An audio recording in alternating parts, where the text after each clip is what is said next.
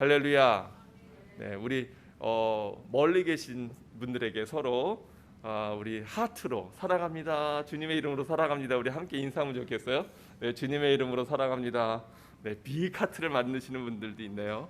네, 사랑합니다. 불확실한 미래를 향한 믿음이라는 제목으로 말씀을 전하려고 합니다. 참 2020년을 맞이하면서 많은 것들이 바뀌었어요. 네, 저희 딸아이가 대학생이 되었습니다. 작년 9월에. 근데 지금까지 학교 캠퍼스를 단 한 번도 가보지 않았습니다. 네, 계속 방콕하고 컴퓨터 앞에만 앉아 있어요. 한편으로는 마음이 좀 안 됐다 이런 마음도 들고요. 저희가 학창 시절에 누렸던 막 캠퍼스에서 또 이제 막 어른도 아니었죠. 지금 생각해 보면. 그런데 성인이 됐다는 착각을 하면서 사회를 경험해 보기도 하고 또 친구들하고 어울리면서 밥도 먹으러 다니고 또 이제 저는 학교가 서대문에 있었는데 그래서 이제 종로나 또 이렇게 그 을지로 쪽에 나가서 그 세상에 여러 가지 문화들을 접하기도 하고 그랬었습니다. 근데 안타깝게도 지금은 언컨택트 시대가 되었어요. 네, 서로 대면하지 않는 것이 예의이고 서로 방문하지 않는 것이 당연한 도리인 시대가 되었습니다. 제가 아무 생각 없이 오늘 반가운 사람을 만나서 그냥 쑥 이게 손이 나갔어요. 그래서 나갔다가 그래도 되나? 근데 다행히 제 손을 잡아주더라고요. 제가 얼마나 다행이었는지. 요즘엔 손이 나갔는데 가위바위보도 아닌데 주먹을 내미는 경우도 많고 예, 팔꿈치를 내밀기도 하잖아요. 참 우리는 시대를 살아가고 있어요. 2020년에 많은 것들이 변했고 그리고 이제 그 변화가 일시적인 현상이 아니라 앞으로 계속해서 지속될 것이라고 하는 걸 우리가 점점 더 확실하게 인식하고 있습니다. 이 일이 시작될 때 제가 여러분에게 하나님 앞에 받았던 메시지가 뭐였냐면 이제 시작되었다. 기억하세요? 네, 제가 여러분한테 주었던 이거 일시적인 게 아니고요. 하나님이 저한테 마음에 감동을 주시기를 이제 시작되었다. 하나님 뭐가 시작되었는데요? 타작 마당이 시작되었다. 무슨 뜻인지 여러분 다 아시죠? 제가 오늘 굳이 또 설명하지 않아도 그게 무슨 말인지 다 아실 겁니다. 많은 사람들이 여러 가지 어려움들에 처하고 또 많은 변화 가운데 혼란스러워하는 과정 중에 우리가 이제 신축년 2021년을 맞이해서 두 번째 주일을 맞고 있습니다. 이렇게 모든 것들이 불확실할 때, 미래가 보이지 않을 때 과연 우리는 어떻게 또 무엇을 붙잡고 살아가야 할 것인가 오늘 함께 은혜를 나누고자 합니다. 오늘 잠언 말씀에 보니까 제일 첫 머리에 이렇게 말씀합니다. 내 아들아 나의 법을 잊어버리지 말고 내 마음으로 나의 명령을 지키라. 우리가 하나님의 말씀의 법을 머리로는 아는데 그런데 이 머리에서부터 가슴까지의 거리가 얼마나 먼지 알기는 하지만 사실은 그 마음에서부터 실제로 그 말씀을 내가 삶으로 적용하고 사는 데에는 많은 시간이 걸리기도 하고 또 많은 장애물을 겪기도 합니다. 그런데 잠언에서 가장 중요한 구절을 하나 뽑으라면 저는 지혜의 근본은 하나님을 경외하는 것이다 라고 하는 말씀이라고 생각합니다. 잠언은 하나님의 말씀, 하나님의 법을 지키는 것이 얼마나 중요한지 우리에게 알려주고 있고요. 세상에 많은 지혜가 있지만 그 지혜 가운데 최고의 지혜는 누구를 두려워하는 것? 하나님을 두려워하는 것. 그런데 우리가 경외라고 하는 표현을 쓸 때 우리는 경외를 이렇게 공경하는 것으로 그렇게 생각합니다만 정확한 경외의 그 원어의 의미는 뭐냐 하면 두려워하라는 거예요. 너희가 성경 말씀에 뭐라고 말씀합니까? 너희의 몸을 육신을 멸할 자들을 두려워하지 말고 너의 육신과 더불어 영혼까지 멸하실 수 있는 여호와 하나님을 진정으로 두려워해야 된다. 그런데 왜 이걸 그냥 여러분에게 공포심을 심어주려고 하는 것이 아니고요. 하나님을 두려워하는 것이 모든 인간의 지식과 지혜 가운데 가장 근본이라고 하는 거예요. 그래서 제가 이 하나님을 두려움을 잊어버린 사람들을 뭐라고 부르냐면 헛똑똑이라 이렇게 부릅니다. 혹시 여러분은 헛똑똑이는 아니시죠? 오늘 예배 자리에 나오신 걸 보면 하나님을 경외하는 것이 우리 삶의 가장 베이직이다, 기본이고 기초다라고 하는 걸 다 아시기 때문에 나오셨을 것이라 이렇게 생각합니다. 그러면서 하나님이 여러 가지 약속을 하십니다. 그러면 그것이 내가 장수하여 많은 해를 누리게 되며 특히 그거에 뭐를 더하신다고 말씀하세요? 평강을 더하리라. 혹시 여러분 가운데 지진을 경험해 보신 분 계세요? 네, 일본에 계셨으니까 아마 큰 지진을 경험하셨을 수 있었을 거라 생각하는데, 저도 필리핀에서 선교사로 6년 동안 살았는데 몇 번 지진을 경험했고요. 그 중에 한번 세게 온 것은 그때 진도 6.8인가를 했는데 꽤 심했습니다. 다행히 저희 동네는 아니었고 산파비안이라고 하는 지역에서 발생했는데, 저는 산페르난도라고 하는 동네에 살았는데 그 거리가 상당함에도 불구하고 밤에 아내랑 누워서 자다가 갑자기 눈이 번쩍 뜨였어요. 저도 눈이 번쩍, 아내도 번쩍. 왜냐하면 태어나서 처음 느껴보는 그러한 느낌인데 뭐라고 어떻게 표현할 수가 없더라고요. 근데 그 공포감이 밀려오는데요. 그냥 누워 있는 거예요. 제가 바닥에 있는 건데 이러고 끝났어요. 뭐 우리가 상식적으로는 다 알잖아요. 그럴 때는 빨리 일어나서 집 밖으로 나오든가, 그럴 시간이 없으면 탁자 밑이라든가 또는 이게 문설주, 기둥 그런 데 튼튼한 프레임이 있는데 밑으로 들어가던가 이래야 된다는데, 그냥 아내도 저도 눈 번쩍 뜨고 서로 쳐다보면서 이러다 그냥 끝나버렸어요. 이게 생각하고 실제하고 아주 다르더라고요. 근데 제가 뭘 얘기하려고 그러냐면, 사실 어쩌면 2020년이라고 하는 한 해가 이 전 세계 인류의 지금까지 살아오던 삶의 기반을 흔들어 버리는 그러한 일들이 많이 발생했잖아요. 그래서 모든 사람들이 우왕좌왕합니다. 그런데 이렇게 기초가 흔들릴 때 우리가 기억해야 될 건 뭐냐면, 그 가장 이 세상에 많은 파운데이션이 있어요. 근데 성경에 의하면 가장 확실한 firm foundation, 그분은 누구라고 성경이 말씀하고 있습니까? 진정한 반석은 우리 예수 그리스도. 그래서 우리의 굳건한 믿음을 바로 주 예수 그리스도, 하나님 성부 성자 성령 하나님이라고 하는 반석 위에 우리가 세우지 않으면, 성경에 보니까 성경에 풍파가 있다고 해요? 없다 그래요? 창수가 몰아친다고 합니까? 그런 일이 없다고 합니까? 있다고 해요. 우리가 산상수훈 너무 잘 알잖아요. 근데 그 산상수훈 마태복음 5장, 6장, 7장에 가서 7장의 제일 마지막 부분에서 나오고 있는 얘기가 뭐예요? 바로 반석 위에 집을 짓는 사람, 또 모래 위에 집을 짓는 사람의 차이를 이야기하고 있어요. 우리가 우리의 기초를 어디에 두는가?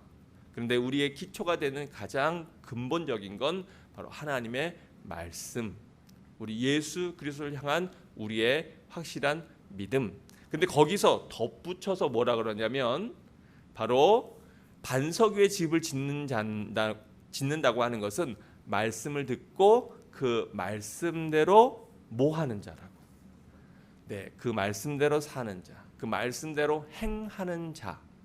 또 모래 위에 집을 짓는 사람은 말씀을 듣고도 그 말씀을 잊어버리고 그 말씀을 실천해서 자기의 삶으로 살아내지 않는 자.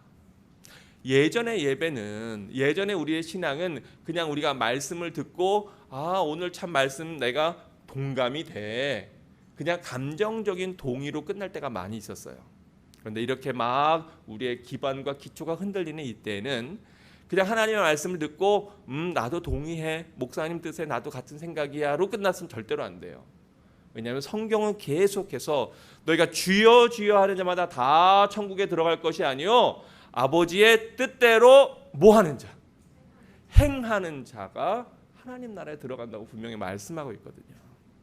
여러분, 이 흔들리는 시대, 또 이 큰 변화들, 또 코로나라고 하는 새로운 왕관, 크라운을 쓴 세상의 전 세계 사람들을 두렵게 만드는 이 새로운 왕이 등극한 이유가 무엇입니까?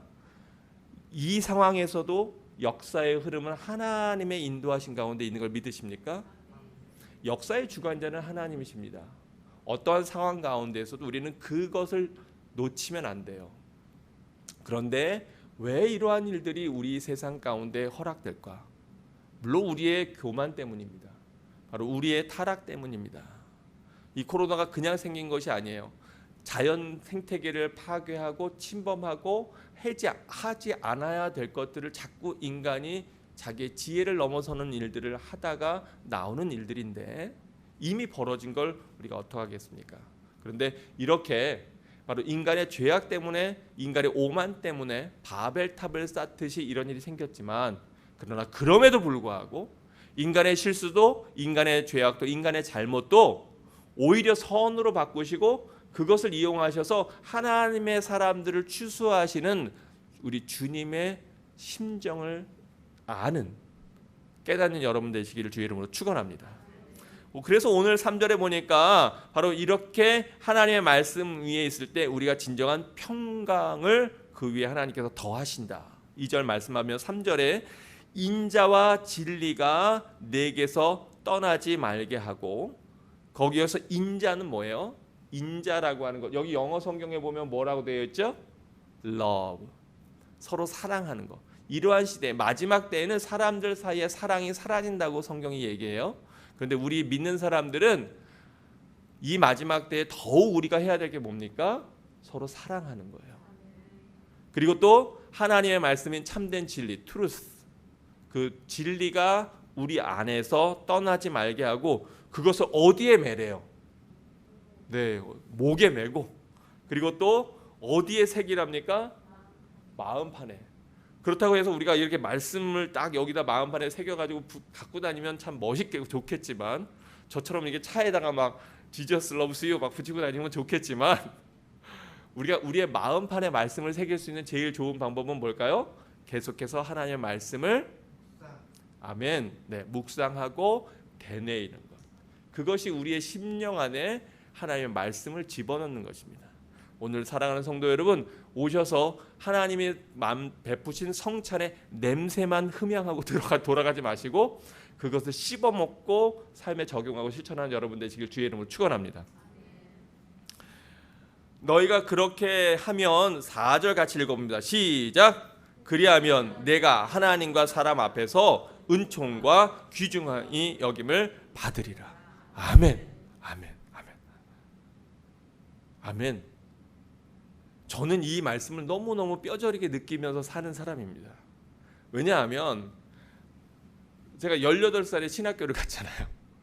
그래서 졸지에 그때는 저희는 이제 그 총무 선생님이라 그래가지고 신학생들은 한 부서를 맡아서 맡겼는데, 제가 처음 부서를 맡은 게 유년부, 즉 교회에서 1학년, 2학년, 3학년 코올리게들 한 40-50명 아이들을 이제 행정적으로 인도하고 뭐 선생님들을 짜고 프로그램을 뭐 하고 이런 일을 맡았었어요.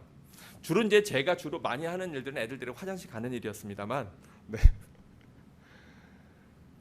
참 그때부터 지금까지 생각해 보면 저는 저의 능력이나 수준에 맞지 않게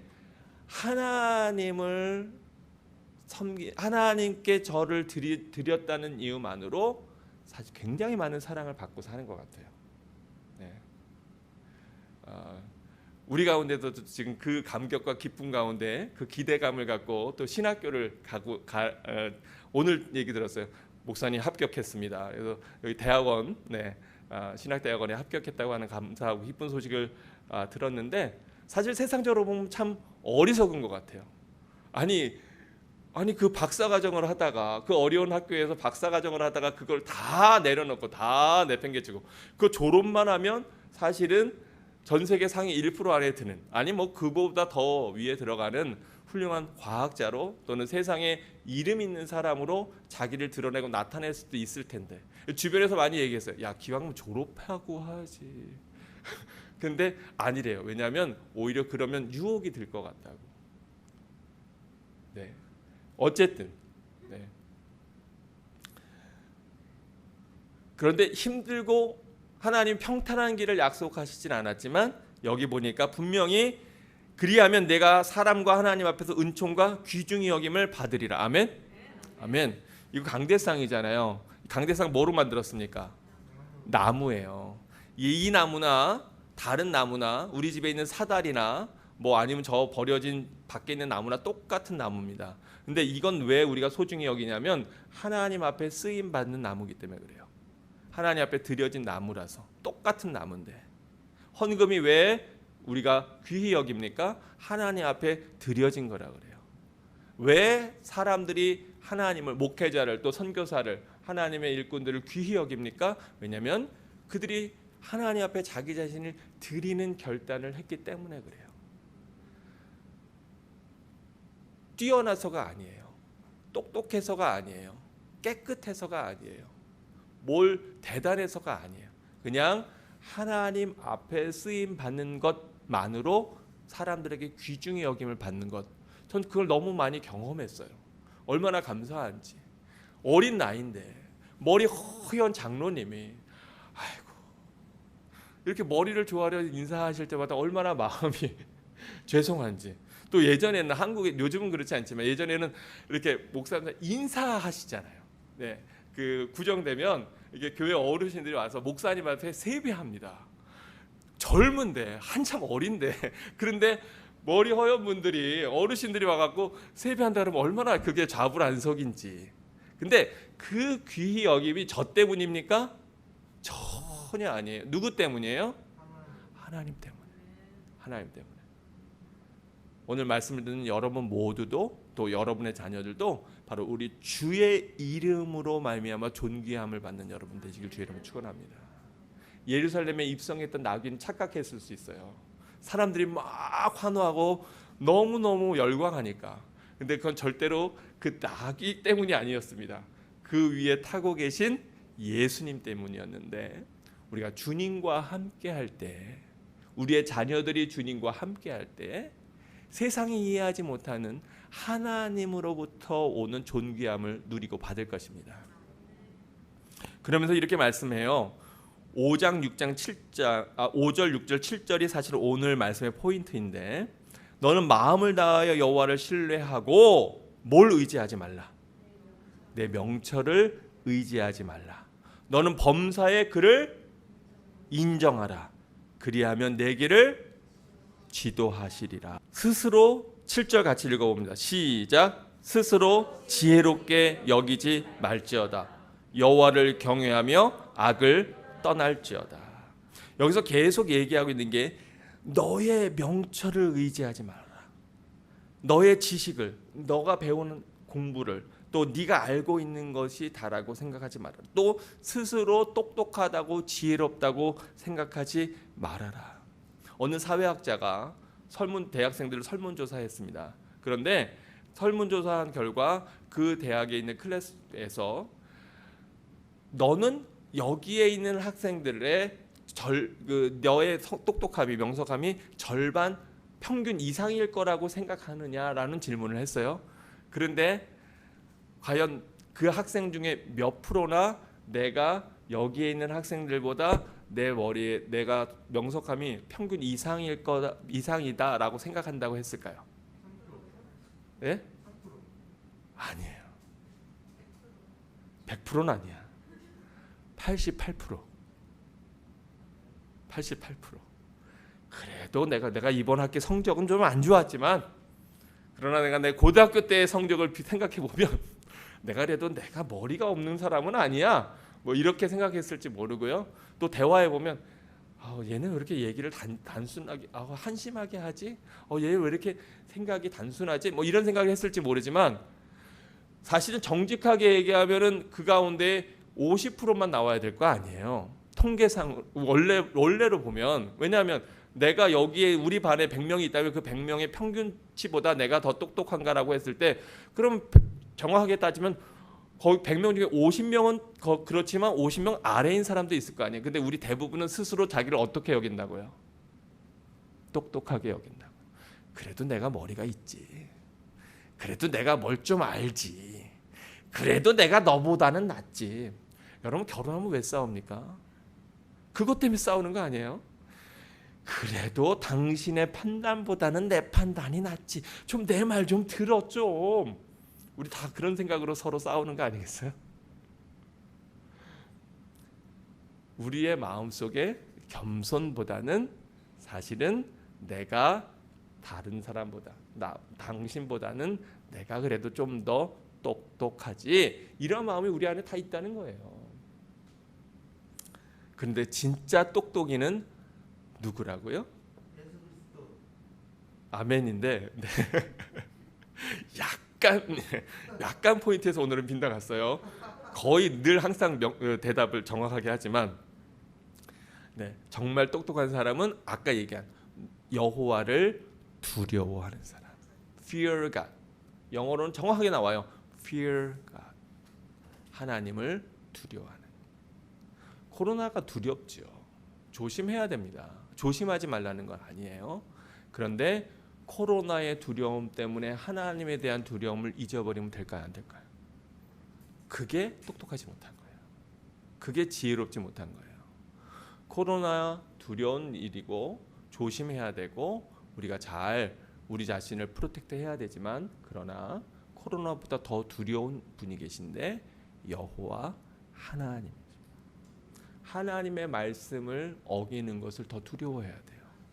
하나님의 뜻대로 살지 못하는 것에 대해서 우리가 더 불안해해야 돼요. 근데 여러분 잘 그러고 계시죠?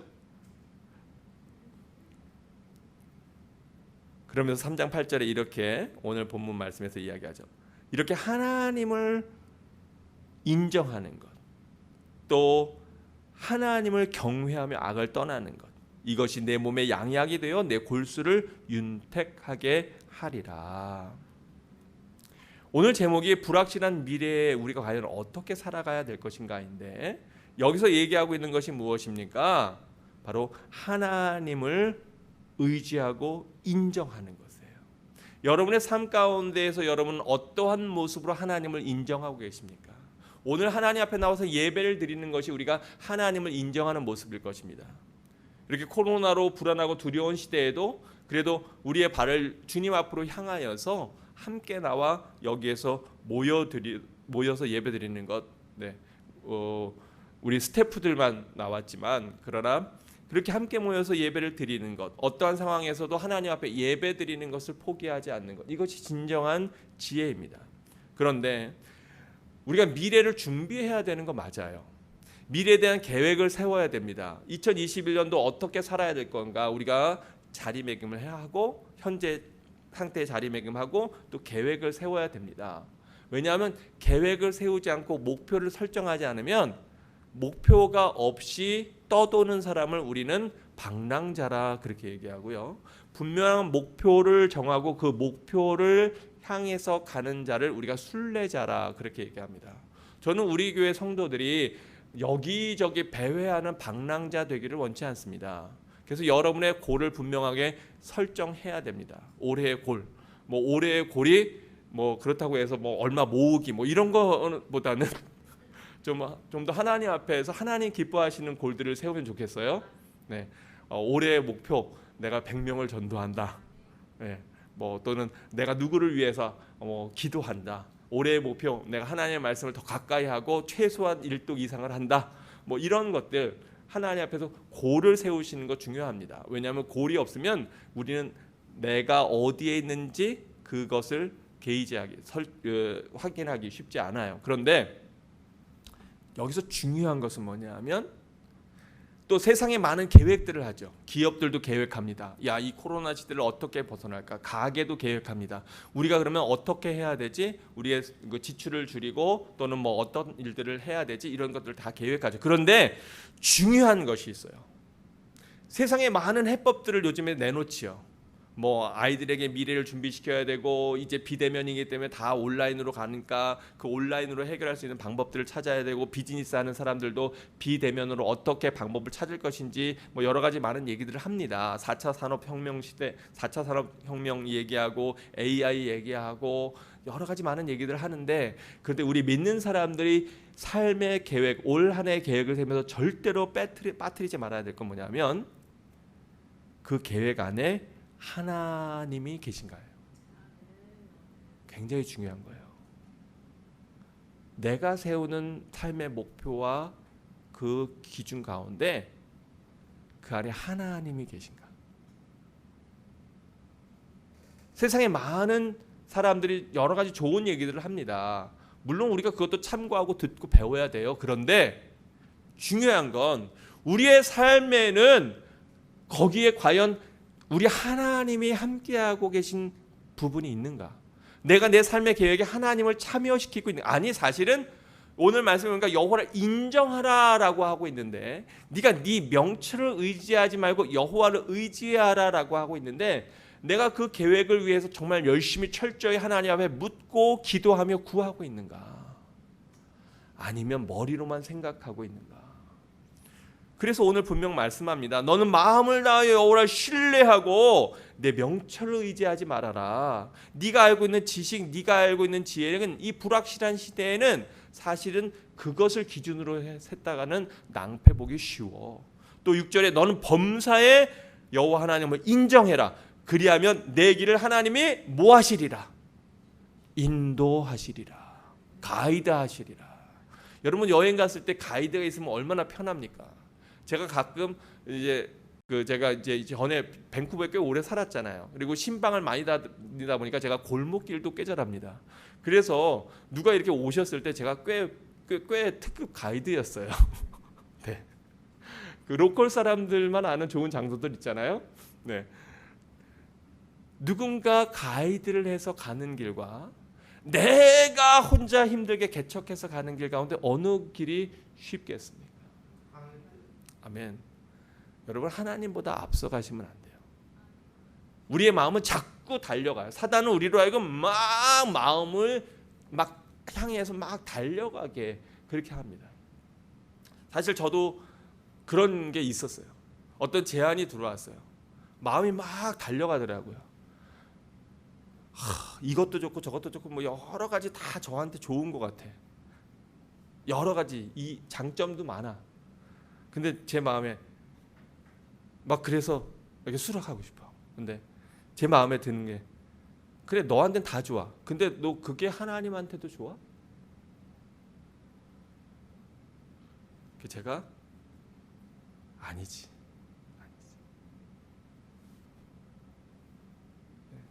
여러분 삶의 계획 가운데 그 계획들이 정말 하나님의 뜻인지 꼭 물으셔야 돼요. 세상적으로 성공해도 하나님과 멀어지고 있다면 여러분 심각한 겁니다. 여러분이 계획 잘해서 사업에 번창하면 더 바빠지면 돈을 많이 벌면 좋을 것 같은데 그리고 그 돈 가지고 하나님 앞에 영광 돌리고 교회도 세우고 뭐 이것도 하고 남도 돕고 근데 하나님은요 그거보다 야 나는 네 돈을 원하지 않아. 나는 너를 원해. 나는 너의 좋은 직업을 원하지 않아. 너 좋은 직업 갖는 거 좋아. 그런데 나는 바로 너를 원해. 여러분의 계획 가운데 반드시 하나님이 계셔야 돼요. 그러지 않다면 여러분은 실패한 것입니다. 삶을 계획하며 기도하십시오. 그리고 하나님이 여러분에게 무엇을 원하시는지 알고 싶다면 물어보셔야 됩니다. 진지하게 깊이 물어보셔야 됩니다. 야고보서 1장 5절에 보면 이렇게 말씀하고 있어요. 너희 중에 누구든지 지혜가 부족하거든 모든 사람에게 후히 주시고 꾸짖지 아니하시는 누구에게 구하라? 하나님께 구하라. 그리하면 주시리라. 여러분이 지혜롭지 않아도 괜찮아요. 아니 목사님 무슨 말씀이에요? 세상 살면서 지혜로워야지. 아니요, 괜찮아요. 왜 제가 그렇게 괜찮다고 얘기할 수 있습니까? 여기 보니까 너희 중에 지혜가 부족해? 걱정하지 마. 모든 사람에게 후히 주시고 꾸짖지 너 왜 이렇게 그렇게 미련하냐? 라고 우리를 꾸짖지 아니하시는 하나님이 계시기 때문에 괜찮아요. 내가 다른 사람보다 별로 똑똑하지 않아도 괜찮아요. 누가 계시니까? 하나님이죠. 왜냐하면 그 사람보다 누가 훨씬 더 똑똑해? 하나님. 세계적인 석학보다 누가 더 똑똑해? 하나님. 제가 똑똑이라는 표현이 조금 그렇지만 네. 하나님이 우리에게 알려주신다고 생각해 보세요. 하나님이 나에게 말씀하세요. 그건 그 어떤 석학의 뛰어난 분석과 전망보다도 비교할 수 없는 창조주 하나님의 놀라운 영적인 능력인 신비입니다. 그래서 제가 저희 아이들한테도 야 니네 너무 열심히 공부하려고 애쓰지 마. 니네 너무 열심히 공부해도 열심히 공부했는데 시험 볼 때 그 열심히 공부한 거 안 나오면 무슨 소용이 있어요. 제가 제 경험을 물론 제 경험을 모두에게 다 일반적으로 적용할 수는 절대로 없습니다. 그거 했다가 낭패했다고 저한테 뭐라 그러시면 안 돼요. 제가 대학교 4학년 때 졸업시험을 봐야 되는데 너무 바쁜 거예요. 수련회부터 시작해가지고 뭐가 이렇게 많은지 너무 바빠가지고 졸업시험을 봐야 되는데 그 졸업시험이 통과가 그렇게 쉽지 않거든요. 그래갖고 제가 너무 답답한 마음에 저희 아내가 그때 기억하는데 저희가 둘이 사귀고 있었거든요. 근데 제가 그때 울었어요. 속상해가지고. 나 말이야 교회 일 때문에 내가 수련회 갔다 오고 뭐하고 이 일하고 저 일하고 하느라고 공부 하나도 못했어. 나 이제 내일 졸업시험인데 망했다고 망했어. 그랬더니 제가 울었어요. 그랬더니 저 사람도 따라 울더라고요. 근데 사실은 그때 그 운 게 잘 울었어요. 왜냐면 자기가 울더니 뭐라 그러냐면 내가 남을 위해서 처음 울어본 것 같은데 내가 이렇게 오빠 위해서 우는 거 보니까 내가 오빠를 사랑하나 뭐 이런 소리 들었어요. 제가 이 얘기 왜 하냐면 실제로 있었던 일이라는 걸 설명하기 위해서 또 여러분의 주의력을 좀 끌기 위해서 하는 얘기입니다. 그런데 어떤 일이 벌어졌느냐? 시간이 없으니까 그날 새벽같이 일어나갖고 막 열심히 본 거예요. 열심히 봤어요. 그리고 딱 들어갔어요. 첫 번째 시험. 이제 너무 오래전 일이라 30년 전 일이니까 사실 기억이 가물가물한데 주님 주님 내가 새벽에 본 거 그대로 나왔어요.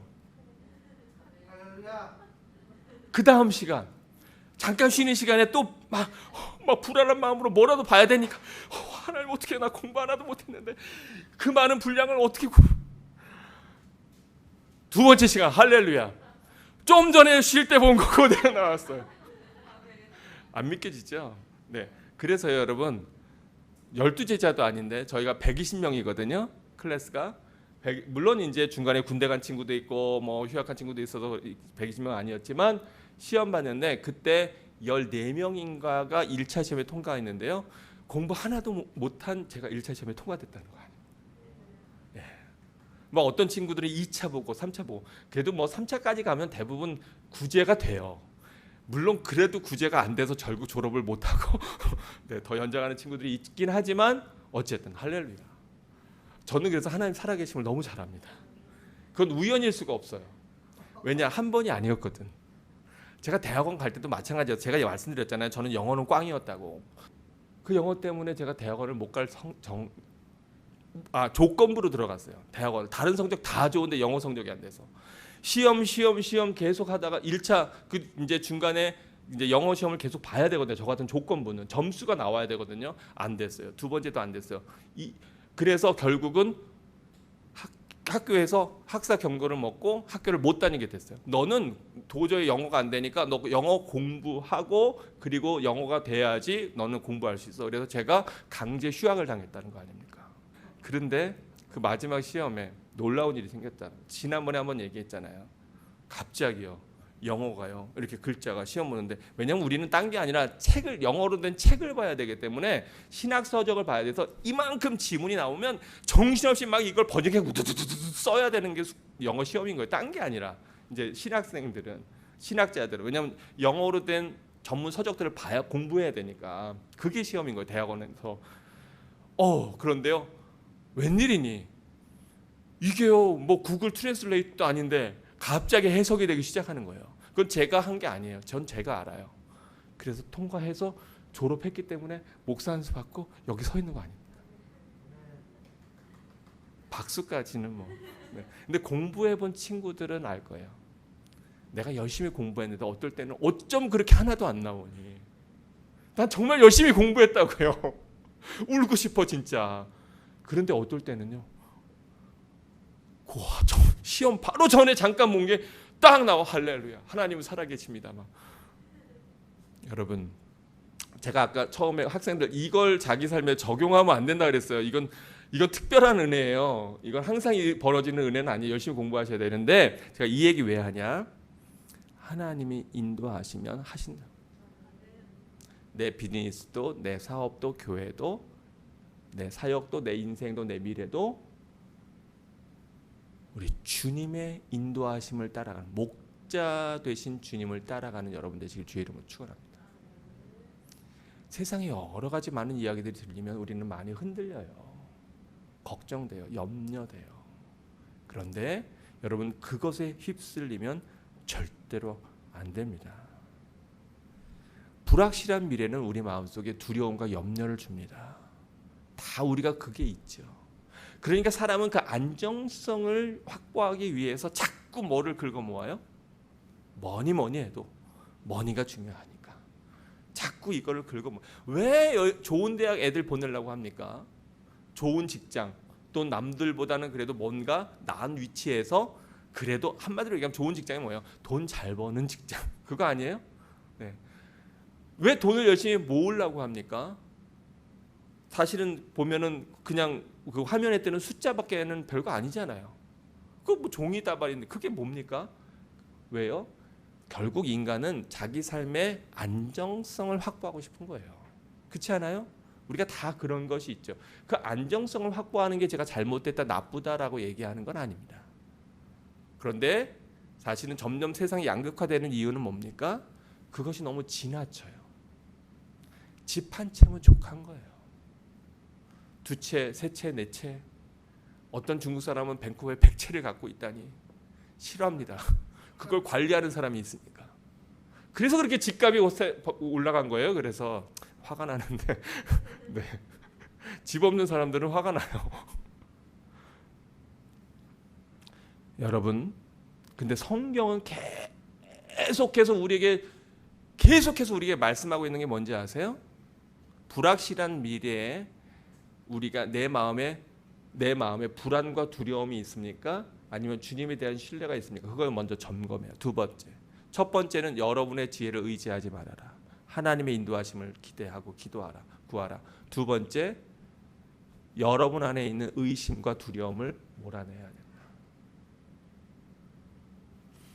잠언 27장 1절에 보면 이렇게 말씀합니다. 너는 내일 일을 자랑하지 말아라. 하루 동안에 무슨 일이 일어날는지 내가 알 수 없음이니라. 많이 가졌다고 우리는 많이 가지면 그러면 안정감을 느낍니다.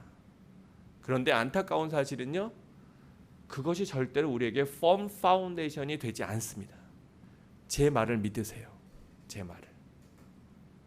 여러분 아무리 좋은 집 갖고 있어도요, 하나님이 뭐 꼭 하나님이 그러신 건 아니지만 이 땅이 한번 세게 흔들리면 아무리 대단한 것도 순식간에 무너질 수 있습니다.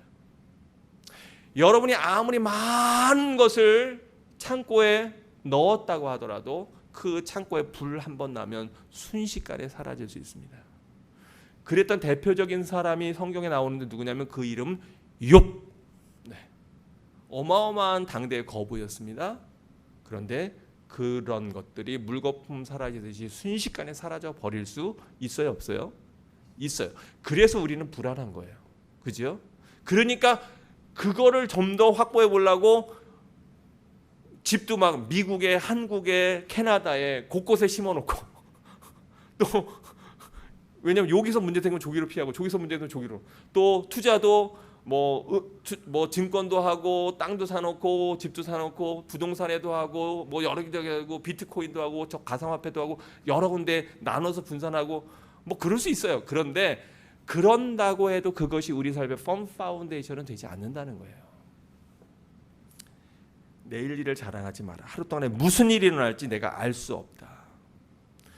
우리가 어떤 일들을 계획할 때 우리는 내일이 많을 거라고 생각합니다. 그런데 문제는 뭐냐면 여러분 그거 펌 파운데이션 만들어 놓고 쌓아 놓고 걔네는 안 무너질 수 있을지도 몰라요. 그런데 뭐가 무너질 수 있는지 아세요? 여러분이 무너질 수 있어요. 여러분의 건강이 무너질 수 있어요. 여러분의 가정이 무너질 수 있어요. 여러분 저는 그런 거 안타까운 거 많이 봤습니다. 열심히 어느 부모님이 계시면 너무너무 속상한 거예요. 왜냐하면 자식 위해서 많은 거 줬는데 그런데 자식이 얼마 살지도 못하고 그냥 다 싸워가지고 갈라서게 됐어. 근데 내가 자식한테 물려준 절반은 누가 차지할? 갑자기 굴러온 돌이 차지하고 그래갖고 막 속이 부글부글하다는 얘기를 실제로 들었어요.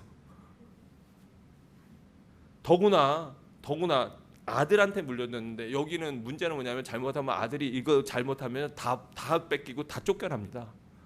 네.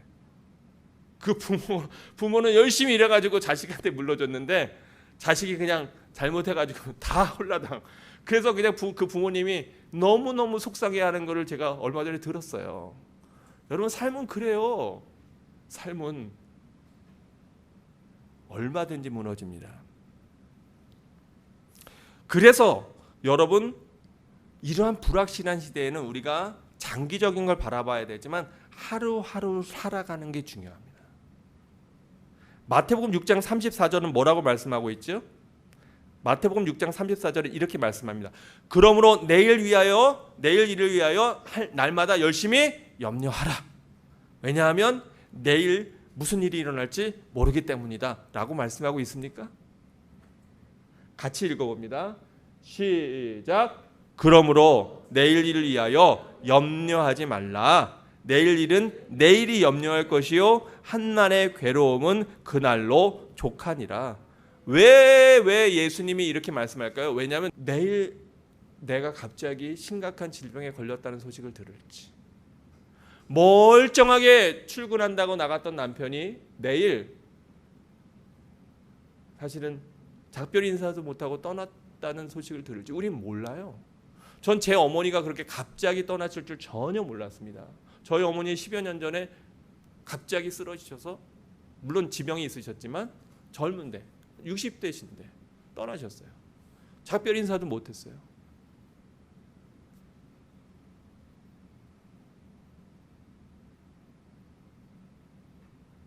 여러분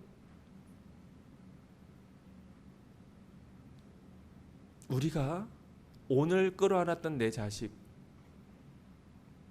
내일 아니 1시간 후에 어떤 일이 일어날지 모릅니다. 만약에 그때 내가 걔한테 독한 말을 쏘아 붙였다면 그게 얼마나 마음에 상처로 남겠습니까? 내가 사랑하는 부모님 건강하신 것 같지만 그러나 사실은 모릅니다.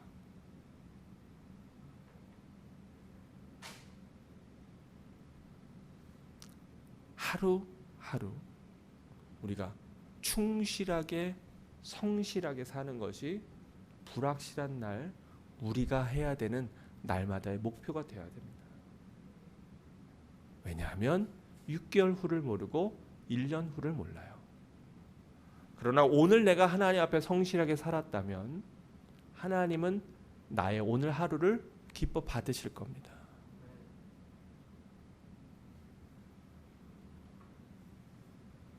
그러기에 여러분이 하루에 한 번의 하루를 살아가면서 여러분의 삶을 가치 있게 만드십시오. 세상의 가치를 끌어모으느라고 애쓰는 것보다는 사실 여러분은 뭐에 바빠야 되냐면 오늘 하루를 하나님 앞에 가치 있게 사는데 여러분이 여러분의 시간과 물질을 사용해야 됩니다. 그거 잊어버리면 어쩌면 우리는 주님 앞에 섰을 때 나는 너를 알지 못한다 라는 말씀을 듣는 자들이 될지 몰라요. 세상에서 많이 배우고 많이 공부하고 많이 누리고 많은 것을 가졌다고 해도 하나님 앞에 외면받으면 대체 무슨 소용이 있습니까? 여러분이 지금까지 잘못 살아왔다고 여러분 너무 한탄하지 마세요. 중요한 것은 바로 오늘 이 시간, 이 한 시간을 어떻게 하면 가장 가치 있게 내가 채울 수 있을까? 그것은 하나님을 사랑하고 이웃을 내 몸과 같이 사랑하라고 하는 그 말씀 안에 답은 다 들어있어요. 내가 오늘 하루 내 가족들에게 어떠한 가치를 부여할 수 있을까? 우리 엄마는 정말 하나님의 사람이야. 우리 아빠는, 그래, 우리 오빠는, 내 동생은 정말 하나님을 사랑하는 사람이야. 그 마음을 심어주는 것보다 더 소중한 가치가 있을까요? 그건 갑자기 내가 떠나도 우리 아이들에게 평생의 마음의 유산으로 남겨줄 수 있는 가장 소중한 가치일 겁니다. 그 아이에게 영어 단어 하나 더 가르치는 것, 그것보다 훨씬 중요한 일들이 우리 삶에 굉장히 많습니다. 오늘 이 시간에 하나님 앞에 모여서 예배드리는 이 시간, 우리에게 최고의 가치는 무엇일까요? 우리의 마음과 뜻과 생각을 모아서 정말로 하나님 앞에 집중하며 목사님의 입을 통해서 나에게 주어지시는 하나님의 말씀이 무엇인가를 우리가 귀를 활짝 열고 가슴을 열고 그 말씀을 받아들이는 것, 그것이 이 시간 여러분이 가장 이 예배의 시간을 소중하게 가치 있게 보내는 것입니다. 여러분의 찬양이 그냥 입술로만 부르는 것이 아니라 온 마음을 다해서 여러분의 중심으로, 비록 내가 음치더라도, 내가 노래를 잘 못하는 사람일지라도 나의 중심에서부터 하나님을 향하여 하나님을 찬양하며 하나님 앞에 경배하는 것, 그것이 이 시간 가장 가치 있고 소중한 일입니다. 우리 함께 예배하는 어떤 집사님은 아침 일찍부터 와서 이걸 세팅하고 준비하고, 많은 사람들이 그래도 이걸 볼 영상을 그래도 가장 좋은 영상으로 만들기 위해서, 잘 음질이 전달되기 위해서 열심히 애쓰고 소중하게, 그래서 한편에 하나님 앞에 드리는 이 예배를 영상으로 잘 만드는 것, 그래서 하나님 앞에 올려드리는 것, 그것이 또 우리 그 집사님에게는 최고의 가치요. 내가 맡은 작은 일, 그냥 화면 하나하나 넘기는 거, 사람들이 찬양할 때 불편함이 없도록 내가 맡은 반주 하나, 그냥 하나님 앞에 정말 진심으로 경건하고 내 손가락으로 하나님을 찬양하며 하나님 앞에 올려드리는 것, 모든 것이 여러분이 하나님 앞에 드리는 진정한 가치입니다. 그래서 불확실한 시대에 물론 먼 미래의 목표가 있어야 되지만, 그러나 하루하루 여러분이 최고의 가치를 창출하면서 사는 것보다 더 좋은 건 없어요. 근데 그것이 뭐라고 성경 말씀합니까? 요한일서 2장 3, 4, 5절에는 이렇게 얘기합니다. 우리가 그의 계명을 지키면 이로써 우리가 그를 아는 줄로 알 것이요. 반대로 하나님의 계명을 안 지키면 우리는 하나님을 아는 자예요, 모르는 자예요? 우리는 하나님을 모르는 자예요. 그를 아노라 하고 그의 계명을 지키지 아니하는 자는 뭐 하는 자요? 거짓말하는 자요. 뭐가 그 속에 있지 않습니까? 진리가 그 속에 있지 않아요.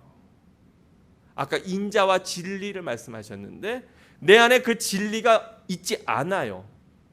그러므로 2장 5절 다 같이 함께 읽어봅니다. 시작. 누구든지 그 말씀을 지키는 자는 하나님의 사랑이 참으로 그 속에서 온전하게 되었나니 이로써 우리가 그의 안에 있는 줄을 아노라. 아멘. 요한일서가 얘기하고 있는 것이 무엇입니까? 하나님은 사랑 그 자체시다. 하나님을 정말로 알면 우리는 뭐 하지 않고는 배길 수 없어요.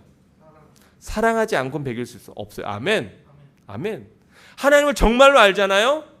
그러면 사랑하지 않고는 배길 수 없어요. 하나님을 안다고 하는데 그 사람이 아주 날카롭고 비판적이고, 그리고 남에게 저지를 잘하는 사람이라면 죄송하지만 그 사람 하나님 모르는 사람입니다.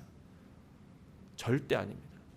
하나님을 잘 안다고 하지만 그러나 그분 안에 정말로 이웃에 대한 사랑과 안타까운 삶들에 대한 그러한 따뜻한 마음 없다면 그 사람 하나님 전혀 모르는 사람입니다.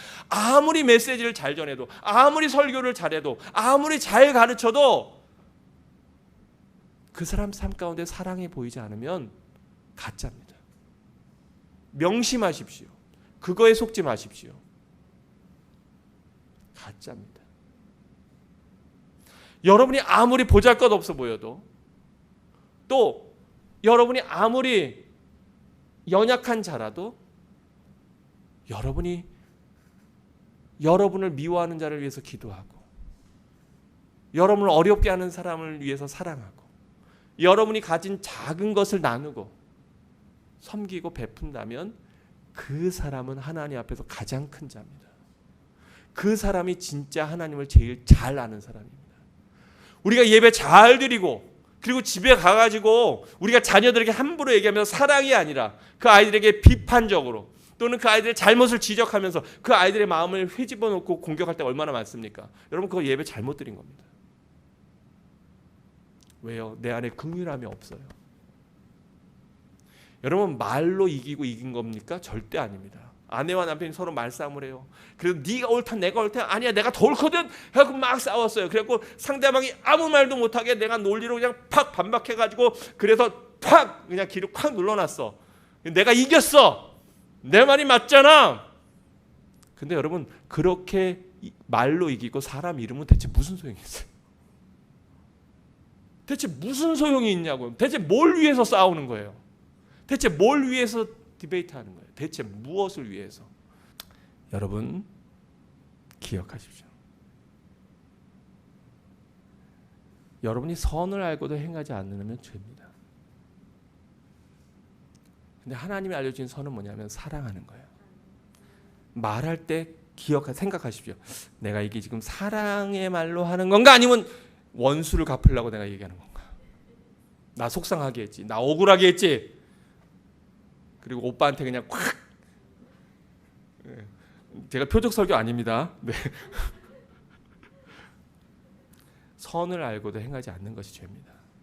누군가 어려움을 아는데 그거 돕지 않는, 내가 도울 수 있는 돕지 않는 게 죄입니다. 누군가 굶어 죽어가는데 내가 나누지 않는 게 죄입니다. 말씀 마치면서 이 말씀 보고 오늘 마무리합니다. 야고보서 4장 보면은 우리랑 똑같은 사람의 이야기가 나와요. 야고보서 4장 13절 보니까 이렇게 되어 있어요. 들으라 너희 중에 말하기를 오늘이나 내일이나 우리가 어떤 도시에 가서 거기서 1년을 머물며 장사하여 이익을 보리라 하는 자들. 우리들의 모습이 여기서 보이지 않아요? 우리들의 모습이잖아요. 그런데 내일 일을 너희가 알지 못하는도다. 너희 생명이 무엇이냐? 너희는 잠깐 보이다가 없어지는 안개니라.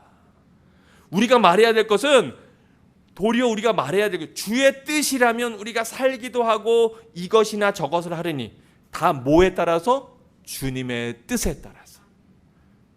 그러면 그렇게 해야 하는 것인데 이제도 너희가 허탄한 자랑을 하니 나는 집이 몇 채고 모아놓은 돈이 얼마고 나는 무엇을 배웠고 나는 어떤 학식을 가졌고 나는 어떤 학위를 가졌고 허탄한 자랑을 하니 그 자랑은 다 사랑이에요? 아니면 남한테 내가 돋보이고 결국 그 속에 있는 건 뭐예요? 나의 이기심이잖아요.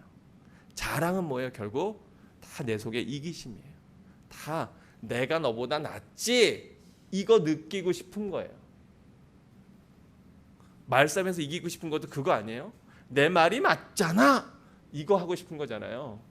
근데 하나님은 그거 원치 않으세요. 4장 17절 같이 읽어봅니다. 시작! 그러므로 사람이 선을 행할 줄 알고도 행하지 아니하면 죄니라. 아멘. 말씀 정리합니다. 불확실한 시대에 여러분의 계획 가운데 하나님이 계십니까?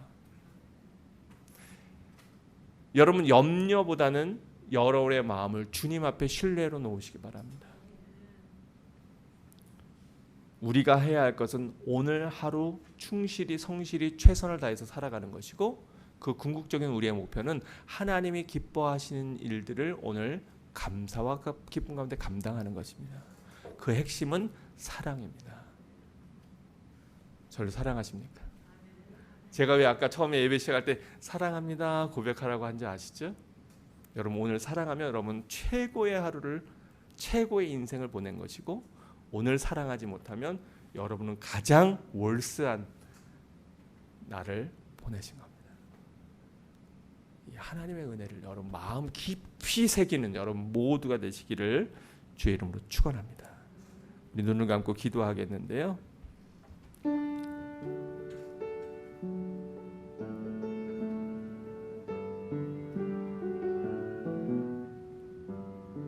여러분 올해가 신축년인데 말과 소는 물에서 헤엄칠 때 말이 훨씬 더 헤엄을 잘 친답니다.